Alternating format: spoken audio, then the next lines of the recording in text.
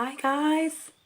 I actually have light now, so everybody can see my face. It's still not like perfect lighting like I want it to be, but it's okay. It's better than it was.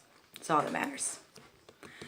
So, this is video number 2, and I said in my first video that this one was going to be about how far back I can actually remember.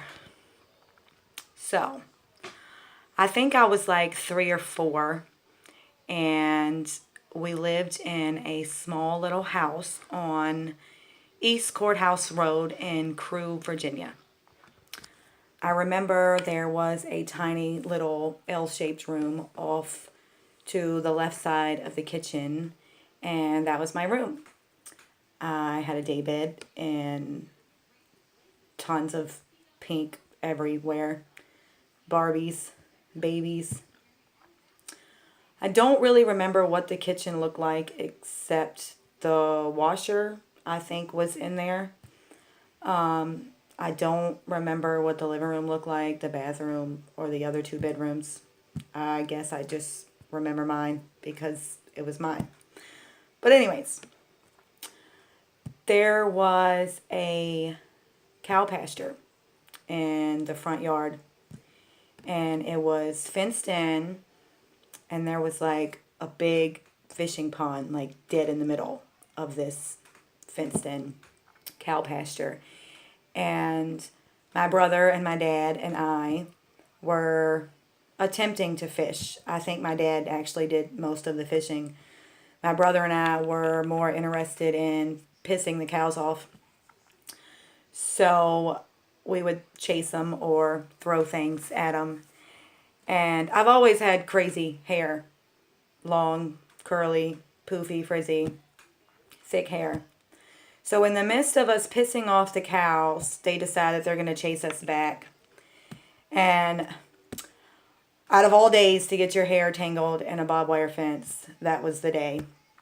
I remember running. I remember trying to get out of the fence. I remember screaming and crying because my hair was stuck in the fence. And there was nothing I could do about it.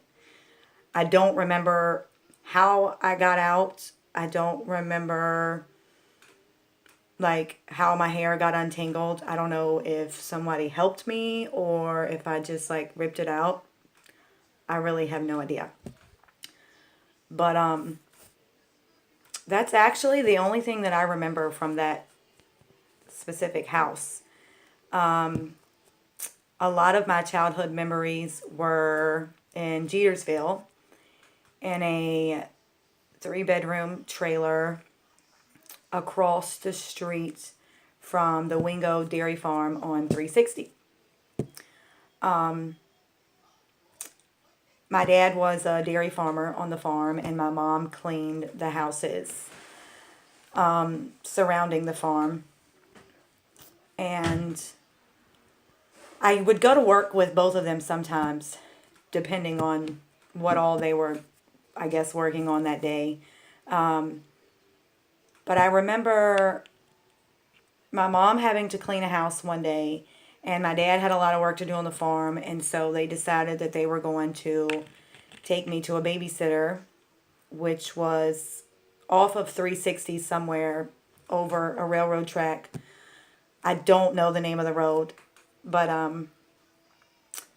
so they dropped me off at my mom's cousin's house, and I didn't really know the lady. And I didn't really want to know her. I mean, I was little, so I just wanted mama and daddy. Like, nobody else really mattered. I was too young to go to school. So my brother was in school. So my mom dropped me off, and she left. And it was probably maybe 15 minutes after she left the driveway, I decided I'm going to get the hell out of here. Like, I'm not staying in this house. I don't know these people. I just want to go. So I ran out the back door, I ran down the driveway, I crossed the railroad tracks, and here I am, a 4-year-old little girl, walking down Highway 360 towards the dairy farm that my dad worked at. I remember that a car pulled over, and there were 2 old ladies, and they were getting out, pinching my cheeks. Are you okay? And I was just completely quiet. I didn't even acknowledge anything that was going on. I just wanted to go to my mama and my daddy. Transfer truck driver pulls over, and he gets on his little CB, and he's calling the police and everything. And so eventually I had to tell them, like, what I was doing. And so when the police got there, I told them that my daddy worked on the dairy farm and my mama was cleaning the houses on the dairy farm. And they knew exactly which farm I was talking about. So the police officer puts me in his car, and he pulls up at the dairy farm, and my dad walks out with these huge gloves on his hand, and he just starts laughing, and I'm crying at that time. And he takes me out of the police officer's car, and I'm crying, holding him, and he's just like, "Girl, are you crazy? Like, what are you doing?" And at that moment, like, I knew I was safe. And my mom come running out of the house at the dairy farm in tears, crying, and I was little, so of course I was crying too. And she takes me into her arms, and I was just like, I don't want to go back there. Like, I want to go to work with mom or daddy. Like, I don't want to be at a babysitter's house.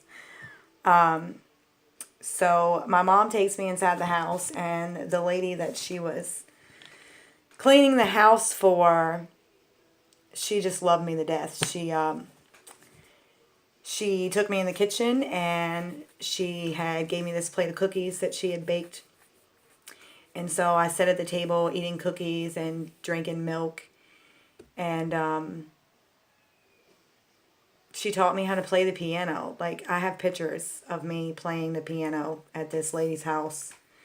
But I don't really know where they are right now, but maybe I could show them to you guys eventually. So I remember that incident happening. I also remember that in my room at the house, there was an air conditioner in my window. And it didn't have a front on it. I don't know why it didn't have a front on it, but it didn't.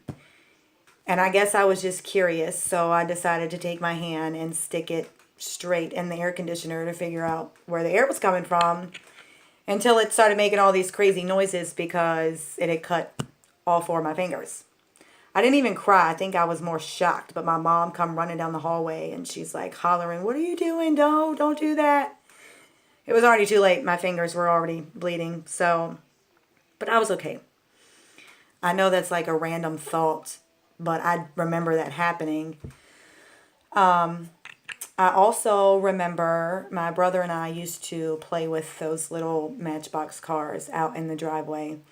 And we would build little roads with rocks and sticks, and we'd use little cardboard boxes as houses, and we would pretend that we were people and we were driving to work, and we just had like our whole little life like in the dirt. Only if it was like that now, it would be so much easier. But we were playing, and it's probably happened to a lot of you just as well as it happened to me. Sometimes like if you go to like pull the grass up, like it kind of cuts your fingers. I do that shit all the time, and it used to cut my fingers all the time, but I continue to do it, and I still to this day have no idea why, because I still pull grass out of the ground. But anyways, I'm pulling the grass out of the ground. I cut my fingers, and they're burning, and I'm like shaking my hand, and the dog starts barking. We had this little tan dog. His name was Runt. He was the smallest dog in the litter of puppies. My dad took us to go pick out a puppy one day, and I don't remember who had the puppies, where we went, or anything like that. I just remember taking this puppy home, and we named him Runt. So the dog starts barking, and he's like barking like in attack mode, like he wants to attack something, and I couldn't figure out what exactly it was he was barking at or why he was barking. Until I turned around, and there was a huge black snake like not far from me at the bottom of the tree. And he was trying to warn me that there was a snake right there. So, of course, as soon as I see the snake, like, I start screaming and crying, and I'm running and to tell my dad that there's a snake and you got to kill it. So, my dad was actually in the backyard on the lawnmower cutting grass at the time. And I'm screaming and hollering, running, and he starts freaking out because he doesn't know why I'm crying. I cried a lot when I was a kid, and I cry a lot now, so nothing in that matter has changed. But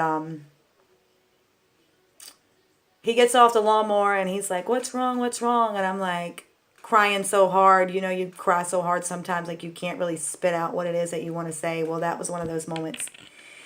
And I finally got it out, a snake, and so he goes around the corner of the house and he sees the snake and he goes and he gets a shovel or an axe, or I don't really remember what it was. But anyways, he killed the snake. So I was safe. The dog saved my life. I also remember we had this huge pile of hay in our backyard. We had chickens. We had rabbits.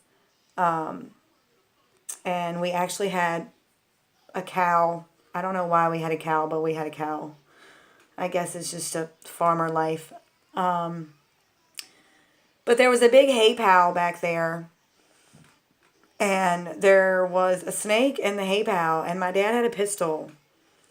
And he was trying to kill the snake in the hay pile. And the snake would pop up one and he'd shoot. And it'd pop up on the other side. And even at that age, I thought to myself, like, you're never going to kill the snake. Like, just give up. But he kept trying, and the gun actually pinched his hand, and, like, blood was everywhere, and it was crazy. And then I started crying again, because he was bleeding, and I didn't know why. I thought he had shot himself with a gun, but, yeah, so that happened. I do remember when I was old enough to go to school, I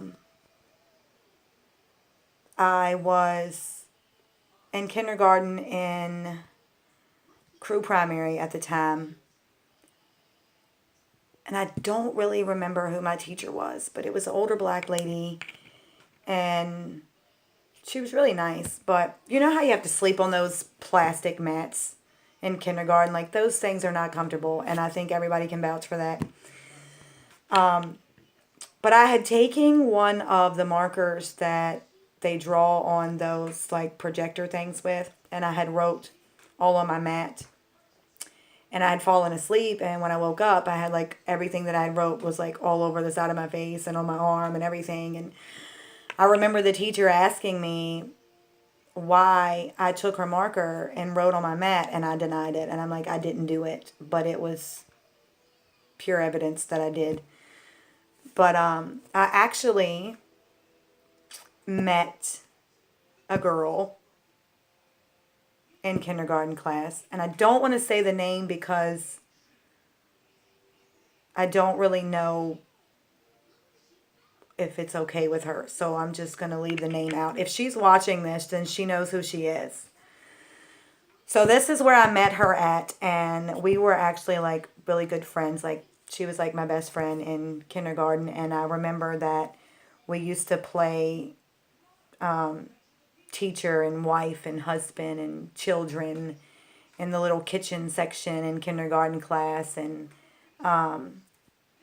we actually kind of, I think, argued at one point in kindergarten because this guy was going to be my husband and she wanted him to be her husband or boyfriend or whatever it was. But we were in kindergarten. We had no idea what we were getting ourselves into. God, I feel like I could talk forever. So anyways, I came home from school one day, and me and my brother are running up the driveway, and we go into the house, and my dad and mom are there, and my dad says, like, I got a surprise for you. I got a surprise for y'all. Like, y'all got to put your book bags and stuff down. You got to come in here. And of course I get excited because who doesn't get excited about surprises?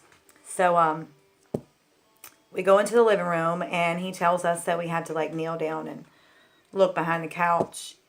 And so here I am sticking my face behind the couch and out walks the tiniest, cutest little baby deer that I had ever seen in my life. And I immediately like started crying because I was so happy like I had a pet deer. Who has pet deer? So he had told us that he had found it on the side of the road near some little store on 360 going towards Amelia. And that the mother had ran off. And I remember later on in life, he told me there was a guy messing with it, and that's why the mom ran off. And the guy was like trying to play with the baby deer, and my dad was like, no, stop. So he just took the deer and he brought him home. But anyways, we got to feed him with bottles, and it was, I don't know, I just thought it was like really amazing to have such an innocent little creature that didn't really know anything about life or what it was actually supposed to do because it didn't have a mother to teach it anything. But it was kind of like a dog, but it was a deer. He would go outside to use the bathroom and stuff, and he'd run around in the yard with the dogs, and we would chase him and everything, and we'd feed him with the bottle like every chance that we could get. And we actually have pictures too. I have them somewhere of me and my cousins and my brother, and we're all petting this deer. It still had spots. That's how little it was. I remember my dad had to cut the grass one day. And he's like, we should put the deer in the dog pen because the lawnmower might scare him and we don't want him to run away.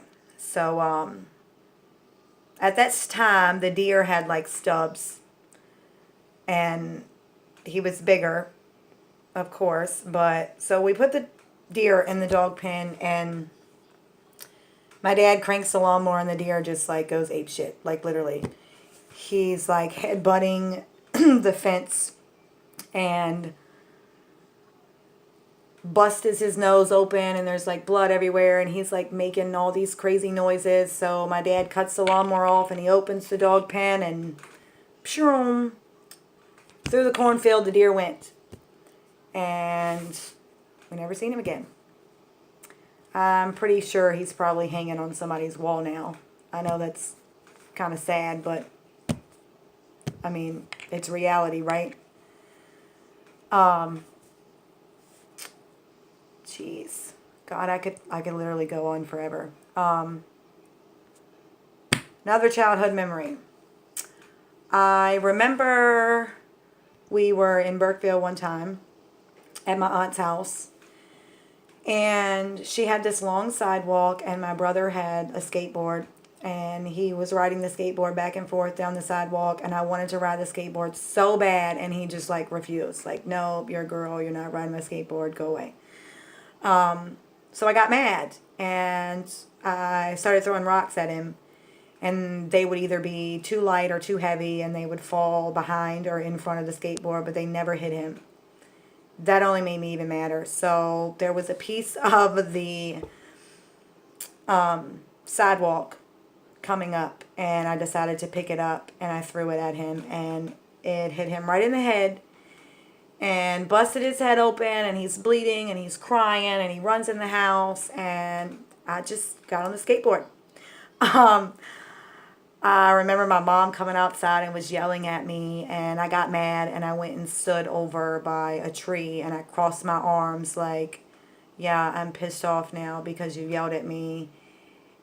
And out of nowhere, I just like start grabbing my throat, and I start crying. Yes, crying again. There was a yellow jacket nest at the tree, and they got me. And looking back now and knowing that, I guess that was my karma. Bust your brother in the head and make him bleed and get attacked by yellow jackets in your throat. But I don't remember what the inside of that house looked like. I don't know the address. I don't know anything. I just know that it was in Burkeville. I actually could drive there and show you where it is, but we're not doing that tonight. It's not going to happen. Anyways, I remember I had a Walkman, and I only had one tape that I can remember, and I want to say it was Juanita Judd or something like that. I could be wrong, but it was a song, No One Else on Earth, and you guys should look it up just so you know what I'm talking about. But I would wear this little Walkman on my head walking around the yard, and I would just be singing this song.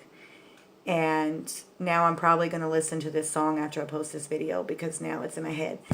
But I would walk around the yard singing this song like I was in my own space. Like I was just doing my thing.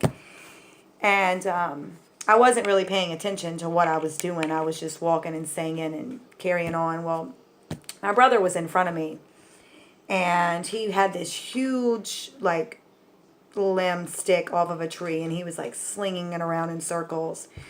And I got a little too close, and wham! Smacked me right in the face with it. What did I do? I cried. What do you know?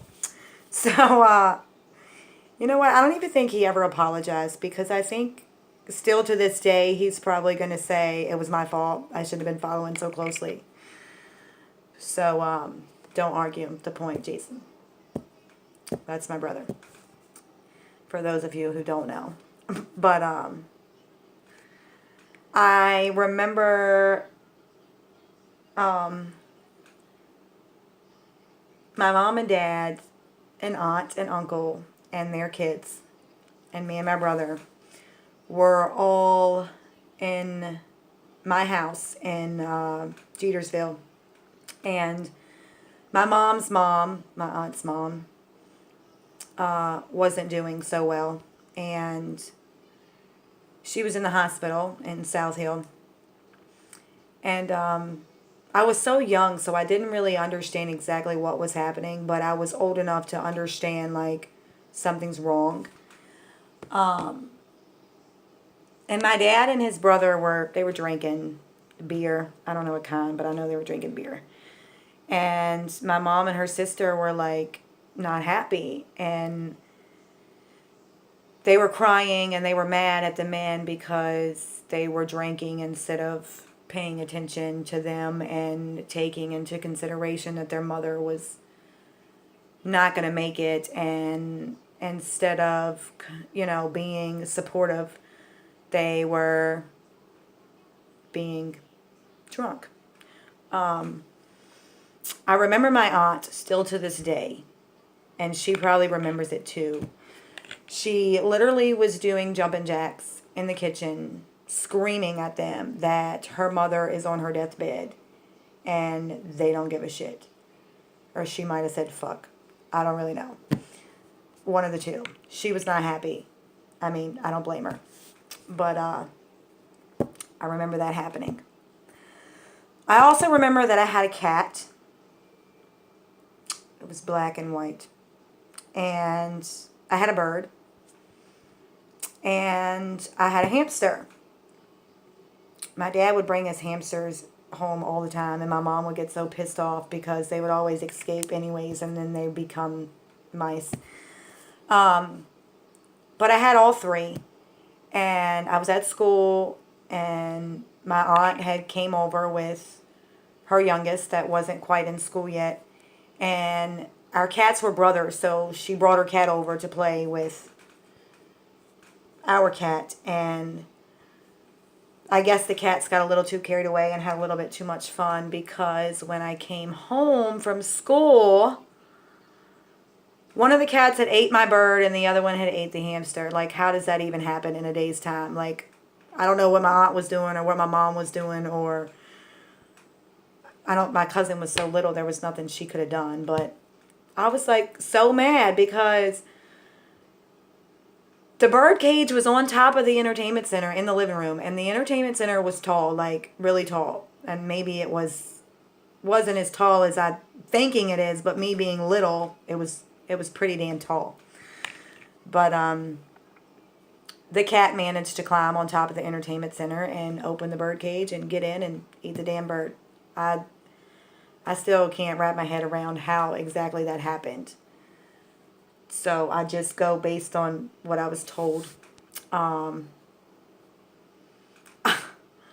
remember it was summertime, and for some reason us kids thought that it would be fun to tie the dog to the sleigh.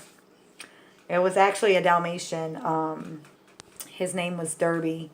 It was my aunt, uncle's, and cousin's dog, and they would bring him over time to time to play with ours. And I remember my 3 cousins, my brother and I, were in the yard playing, and we tied the sleigh to the dog's collar for him to pull. And I don't remember which cousin it was. Like, I'm pretty sure it was Amanda, but it could have been Jenny.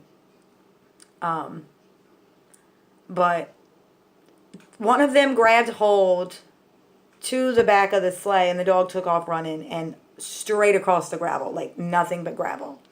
So whoever it was, like whoever knees those were, like it wasn't good. Like it was bad. But it was also funny. Like, how can you not laugh when a dog is dragging somebody around the yard in a sleigh in the summertime? Like, it was too much. But anyways, I remember my dad and mom used to take us to the Rock Quarry, which is also off of 360. And a lot of you that know me probably know exactly where it is, because I think now, like, you're not allowed to go down there because of cars and people being found dead in the bottom of it. But we used to go there all the time when we were little. My dad's dad actually was there one time, and my mom hates water. She still does. She does not know how to swim, and she doesn't like for kids to get too close to water. I mean, I'm grown, and if I go out too far in the ocean and she's there, she's just like, come back in. It's a mother thing, I guess. But, sorry, my dog keeps coming in and out the door. It's freaking me out. But I remember us getting down into the water with life jackets on, and my dad was down there, and so was my grandpa, but my mom, like, she'd just freak out the whole time. But it was, I don't know, it was different. Because I don't really remember swimming. I just remember being in a life jacket, like, coming in and out of the water. I don't really know what I was supposed to be doing. I guess I was supposed to be swimming, but I wouldn't have called it swimming. I remember my aunt lived in a big house in Crew, and she had a big basement with concrete steps. And the reason I remember this is because every time I would go to her house and run up and down those damn steps, I would stomp my toe and bust my toe open. And I've never broke a bone in my body, but I'm pretty damn sure I broke a toe and I just didn't know it. It's crazy. I remember the weirdest things. We used to play school down there a lot, though. As much as we all hated school, we still played it. But I guess that's all kids. We've all done it. I remember staying there for a couple of nights because things were just not the same at home. I remember my mom and dad were just not happy. It wasn't later on until I found out why. But at that time, I didn't really know what was going on. I just knew that we had to stay at my aunt's house for a little while because things were not good at home. But I've been talking for 30 minutes and it does not feel like it.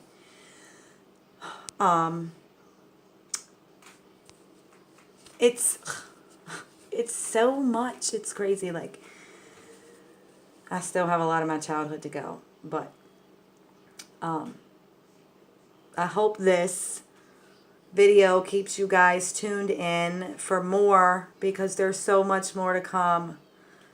And this is just like the little stuff. Like, this is me just as a child, 4 or 5 years old. But it gets better and it gets worse all at the same time. But I'm going to close this one for now. And I'll be sure to post another one tomorrow. I'm going to try and make this a daily thing until I get it all out and laid on the table for everyone to know what it is that my life is all about. So I hope you enjoyed this. And until next time, thanks for watching.